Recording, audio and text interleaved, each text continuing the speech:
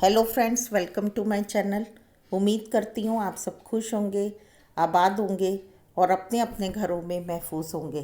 तो फ्रेंड्स, आज जिस टॉपिक को लेकर मैं आपके सामने आई हूँ वो लेडीज़ से रिलेटेड बहुत ही इम्पोर्टेंट टॉपिक है।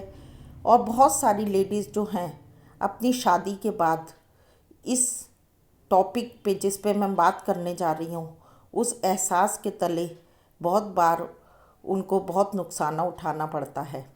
और वो टॉपिक है कमतरी का एहसास कराना या इन्फियरिटी कॉम्प्लेक्स को लेके आना। बहुत बार इन्फियरिटी कॉम्प्लेक्स या कमतरी लेडीज़ अपने आप ही अपने अंदर महसूस करती हैं।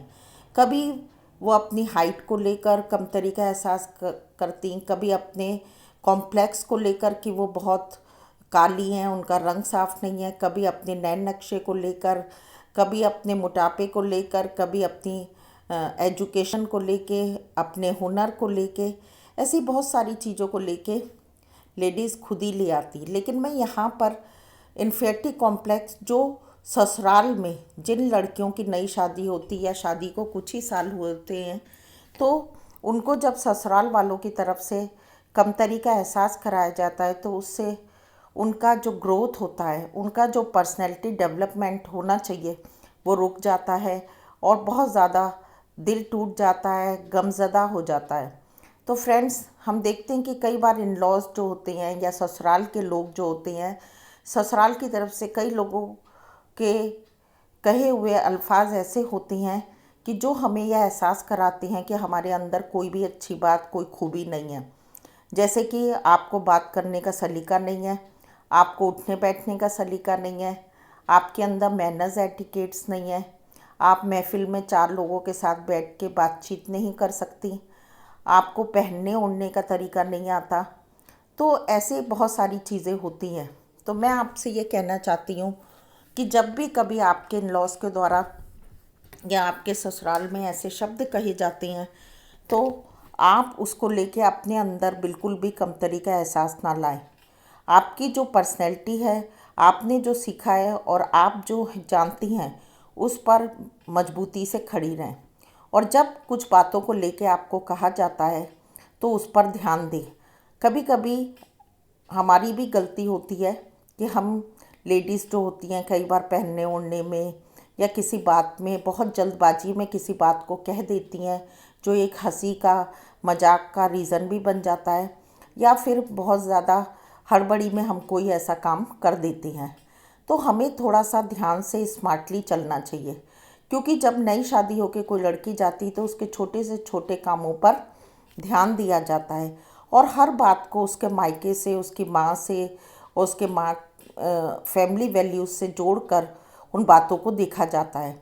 अगर लड़की से कुछ भी गलती होती तो ये कहा जाता है कि इसके घर पे इसकी माँ ने कुछ नहीं सिखाया, इसके घर वालों ने कुछ नहीं सिखाया, या इसने कभी कोई अच्छी चीज़ देखी नहीं है। तो वो लड़कियों को बहुत एक्टिव और इंटेलिजेंसी से काम लेना चाहिए कि उन्हें कभी भी अगर कोई चीज़ नहीं आती है तो बड़े आराम से और चालाकी से अपनी उन चीज़ों को अपने घर वालों से, अपनी सास से, अपनी नंदों से पूछ लेना चाहिए। लेकिन उन्हें यह एहसास ना कराएं कि आपको उसकी नॉलेज नहीं है। और सारी चीज़ों को माइन्यूटली वॉच करना चाहिए कि उस फैमिली का कायदा क्या है, उस फैमिली के तौर तरीके क्या हैं। और शुरू से ही जब आप उन चीज़ों को देखेंगी तो आपको अपने अंदर उन चेंजेस को लाना चाहिए, ताकि हर जगह जब आप कोई भी काम के लिए खड़ी हो तो आपको पता रहे कि इस फैमिली में कैसे हर काम को किया जाता है। आपको ध्यान से ये देखना चाहिए कि जब मेहमान आते हैं या रिश्तेदार आते हैं तो उनके साथ भी किस तरीके से खाना खाया जाता है, खिलाया जाता है और बातचीत की जाती है। तो अपने अंदर कभी भी कमतरी का एहसास ना लाएं, क्योंकि अगर आप बार बार इस बात को एक्सेप्ट कर लेंगी अपने ससुराल वालों के सामने कि हाँ मुझे ये काम नहीं आता, हाँ मुझे कोई नॉलेज नहीं है, मैं कम पढ़ी लिखी हूँ, और हाँ मैं देखने में उतनी अच्छी नहीं हूँ, हाँ मैंने अपने मायके में इन सब चीज़ों को अच्छा देखा नहीं, या मैंने ऐसा खाया नहीं, ऐसा मैंने पहना नहीं। तो ये सब बात जब आप अपने मुंह से कहती हैं तो सामने वाले को भी कहने का मौका मिलता है। आप उस घर में एक बहू बन के गई हैं, किसी की वाइफ बन के गई हैं, तो आपकी जो इज़्ज़त है, अपने मुकाम को ध्यान रखें और डर के दब के रहने की कोई ज़रूरत नहीं है। आपको शेर की तरह और ज़िंदा दिली से उस घर में रहना चाहिए। इसका मतलब ये नहीं है कि आप हर एक के साथ बदतमीज़ी से बात करें। आप सबको अपने दिल से रिस्पेक्ट दें, सारे कामों को ध्यान से, अपनी फैमिली की रिस्पॉन्सिबिलिटीज़ को, अपने हस्बैंड की रिस्पॉन्सिबिलिटी को अच्छे से करें। लेकिन जहाँ आपको कोई बात गलत लगती है तो अच्छे लफ्ज़ों में उन बात को आप अपोज भी करें। आपको जहाँ हाँ कहना वहाँ हाँ कहें, जहाँ आपको ना नहीं कहना है वहाँ पर आप नहीं कहें।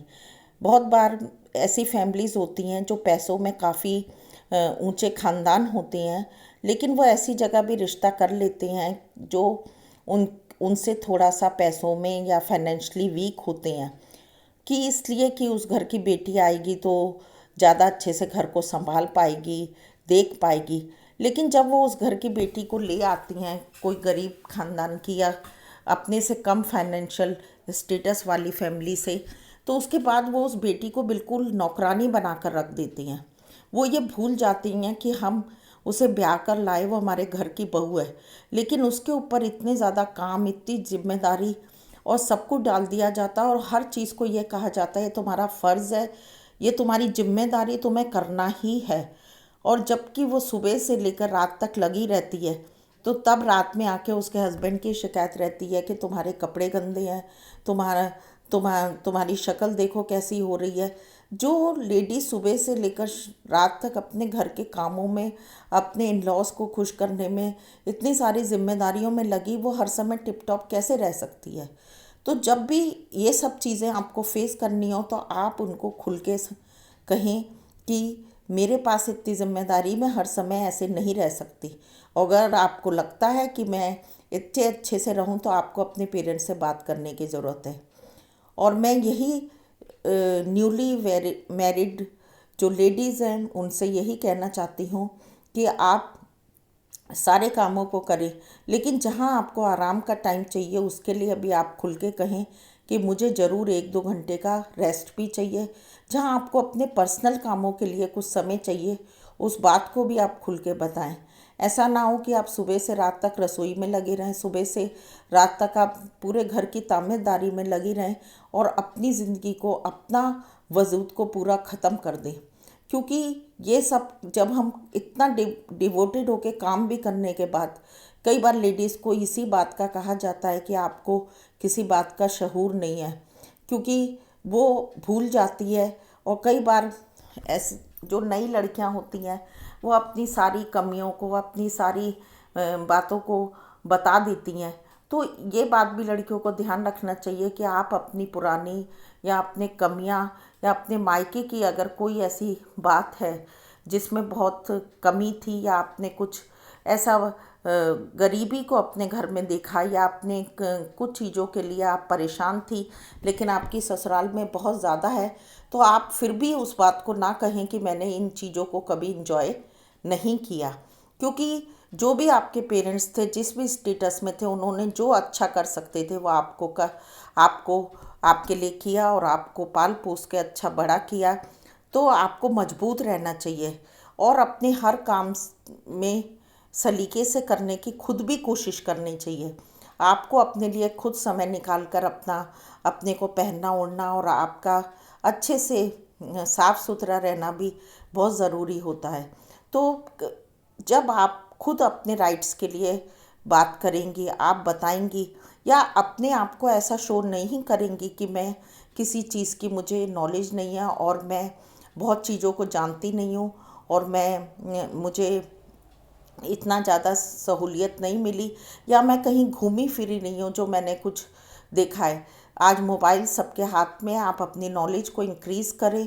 आप अपनी कोशिश करके अपना के आसपास के वातावरण को जानने की ज़्यादा से ज़्यादा कोशिश करें और दूसरों का उठना बैठना, दूसरों का सलीका देख के अपने लॉस में को ध्यान से वॉच करते हुए अपने अंदर उन चीज़ों को, उन खूबियों को पैदा करें और चीज़ों को सीखने की कोशिश करें, ताकि आपको कोई उंगली ना उठा पाए। क्योंकि बहुत बार हम अपनी कमियों को खुद ही शो कर देते हैं।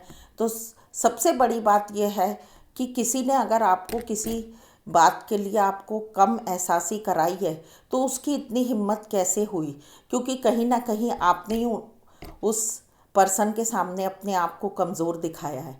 तो ज़िंदा दिली से जिएं। जिस भी रिश्ते में आप हैं, अपनी वाइफ के रिश्ते में, अपनी बहू के रिश्ते में, अपनी भाभी के रिश्ते में, तो अपनी इन लॉज के सामने अपनी सेल्फ रिस्पेक्ट को खुद बना कर रखें। और अगर आप अपने अंदर खुद ही कमतरी का एहसास करेंगी, अपने इन्फियरिटी कॉम्प्लेक्स को लाएंगी, तो सामने वाले भी आपको नीचा दिखाने में चूकेंगे नहीं। क्योंकि जब आप अपनी कमियों को खुद ही बता देंगी, तो वो भी हर बात में आपको यही बात का जुमला कहेंगे कि आप कहीं ना कहीं आपको कई चीज़ें आती नहीं हैं और आपको कोई भी किसी भी बात की नॉलेज नहीं है, आपको कोई मैनर्स नहीं है और आपने कुछ सीखा नहीं है। तो फ्रेंड्स, मैं ये इस वीडियो के ज़रिए हर एक लेडीज़ को जो अपने घर में नई शादी होके गई हैं या कुछ साल हो गए हैं या इस तरीके की चीज़ों को आप फेस कर रही हैं, तो मैं आपको मोटिवेट करना चाहती हूँ कि आप खुद अपने आप से प्यार करें। जब हम अपने आप से प्यार करते तो अपना ख्याल भी करते हैं और अपनी हर चीज़ पे ध्यान देते हैं। ओके फ्रेंड्स, मिलते हैं नेक्स्ट वीडियो में। Till then bye bye and take care. अपना और अपनों का ध्यान रखें और हमेशा खुश रहें।